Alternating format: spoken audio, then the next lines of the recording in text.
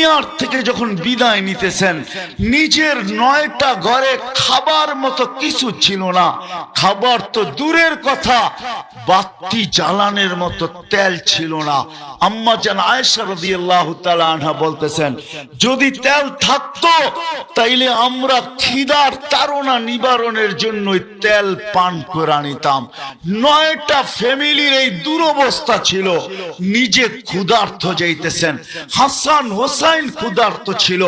যে হাসান হোসেনের কান্না আল্লাহ রাসূল সইতে পারতেন না। কান্নার আওয়াজ আসতে দেরি, দৌড়ায়া ছুটে যেতে দেরি করতেন না, আর বলতেন, ফাতেমা আমার কলিজার টুকরা কান্নার আওয়াজ যেন আমার কানে না আসে। ওই হাসান হোসেন ক্ষুধার্ত।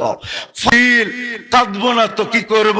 ফামান লিবাদি লি উম্মতি, আমার পরে আমার উম্মতকে দেখা রাখবে তো রাখবে কে? লানত আমাদের জিন্দেগির উপরে। চান্দিনার যুবক, আমাদের জীবনে লানত।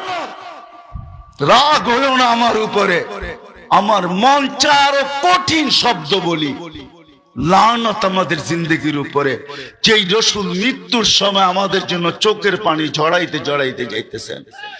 লম্বা হাদিস আমি শর্ট করতেছি, উলামায়ে কেরাম তাহকিক করে নিবে। দ্বিতীয় নফকার আগে আল্লাহ 4 জনকে পয়দা করবেন। কয়জনকে? জিবরিল, মিকাইল, ইসরাফিল, মালাকুল মউত। কেননা দ্বিতীয় নফকা তো ইসরাফিলই ফু দিবে, ঠিক না? উনি তো মারা গেছে, এখন কে ফু দিবে? আল্লাহ ওনাকে পয়দা করবেন 4 জনকে। জিবরিল কানবে, 3 জন জিজ্ঞাসা করবে কাঁদেন কেন? এখনই তো দ্বিতীয় সিংহায় ফু দেওয়া বলা হবে, যেটাকে নফকাতুল নুশুর বলে, নফকাতুল বেস বলে। আবার পুনর্জীবিত হবে। আমাকে হুকুম করা হবে মুহাম্মদুর রাসূলুল্লাহকে মাকামে মাহমুদে নিয়ে আসার জন্য। কিন্তু আমার মৃত্যুর পর আমি ভুলে গেছি ওনার কবর কোথায়। তো 3 জন বলবে, ফাসআলিল আরদা, তুমি জমিনকে জিজ্ঞাসা করো রওজা কোথায় রাখা আছে। তো জমিনকে জিজ্ঞাসা করবেন রওজা কোথায়, আল্লাহর বন্ধুর রওজা কোথায়। তো জমিন বলবে, কাদ দাক্কানি আল্লাহু দাক্কা ফানাসিতু, প্রথম সিংহায় ফুতে আমাকে এরকম ছানা হইছে, আমিও ভুলে গেছি রাখছি কোথায়। মাঝে মাঝে আমরা টুপি পকেটে রেখে সারা ঘরে খুঁজতে থাকি, ঠিক না? অথচ পুকি টুপি কোথায়? পকেটে।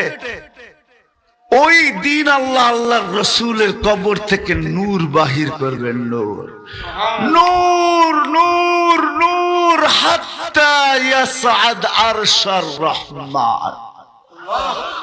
নূর